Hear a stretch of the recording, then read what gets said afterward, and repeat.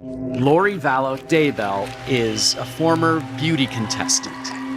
She's lost her mind. She thinks she's a resurrected being and a god. Anybody you spoke to who knew Lori back then said that she was like the mother of the year. So what makes her a danger to herself and to others? Threatened me, murder me, kill me.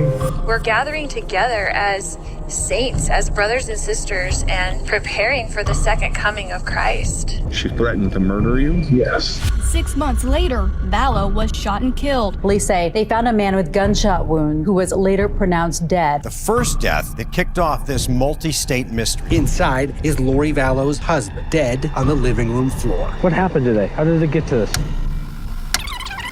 She said, "You're not Charles. I don't know who you are, what you did with Charles, but I can murder you now with my powers." So how does she pose a threat to your children?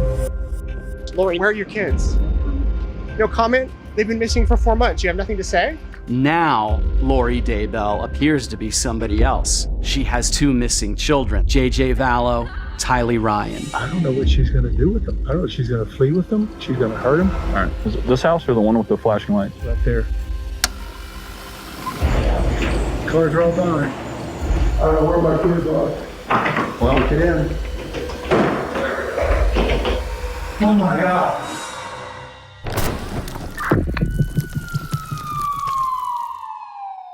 It all started on January 31st, 2019, when Charles Vallow was still alive and had just returned from a business trip to find he was locked out of his own house, with no sign of his wife, Lori, or his kids, JJ and Tylee. His car had also gone missing, and a large sum of cash had been withdrawn from his bank account. So in an effort to get some answers, he called 911.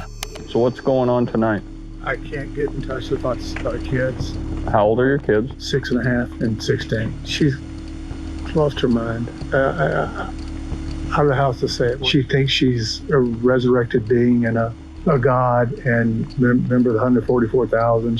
Jesus is coming next year. So what makes her a danger to herself and to others? Threatened me, murder me, kill me. She threatened to murder you? Yes. She said, "You're not Charles. I don't know who you are, what you did with Charles, but I can murder you now with my powers." Is this just all recent, or has it been going on? Been going on for about 4 or 5 years. It's gotten really, really bad lately. She goes to the temple every day and speaks with Moroni and Jesus Christ. Last couple of days, she says, "I'm not Charles. You're not Charles. You're Nick Schneider." According to Lori, Nick Schneider is an evil spirit who has possessed Charles' body, and he believed these threats against his life were very real. In the last few years, she had become obsessed with the teachings of a man named Chad Daybell, a man well known for writing dogmatically and teaching his thoughts about the end of days, the second coming of Christ, and other more unique concepts like evil spirits and zombies. Both Chad and Lori were also members of Preparing a People, a cult who were preparing for the second coming of Jesus Christ and the end of the world as we know it. Lori also believed she was a member of the 144,000, a group of high priests who will administer the everlasting gospel to the world in its last days. She also believed that every human was on a scale between light and dark, and the darker one's spirit was, the more dangerous they were to her and her beliefs. Lori had actually become so involved in this new religious belief that Charles had become concerned not only for himself, but his 2 children as well.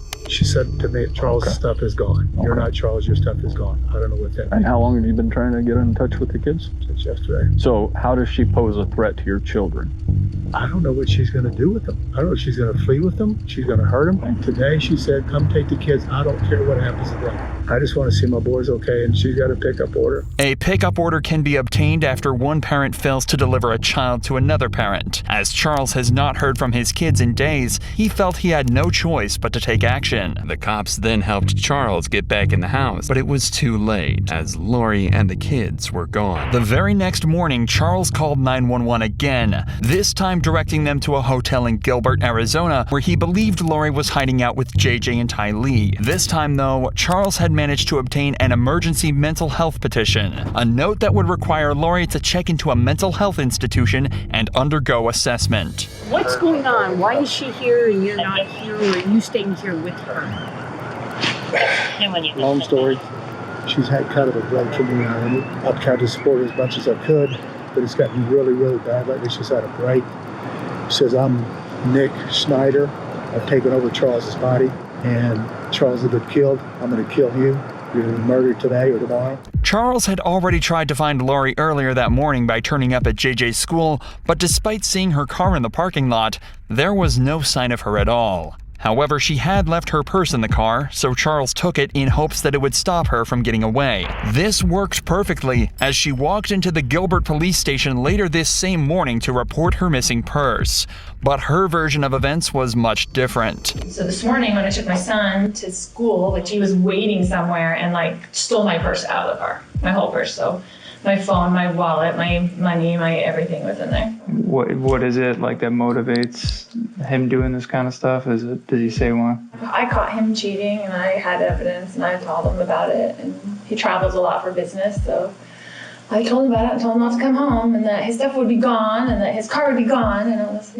So he's a little mad. She claimed that she'd caught Charles having an affair and told him not to come home, locking him out of the house and taking his car. The first of many carefully fabricated lies that would not only ruin Charles's life, but end it. Police informed Charles that he can't steal Lori's property no matter what the motive. A deal was then formed between them saying that if Charles returned her purse, then the police would immediately follow up with the mental health petition. But eventually it went through, and Lori underwent her assessment. However, in 2 hours, Lori was released with the doctors finding no issues at all. This decision sentenced Charles to death and put his kids' lives in jeopardy. Charles filed for divorce, and 6 months later, his body was found at Lori's house with 2 gunshot wounds across his body. The fate of his children was now in the hands of their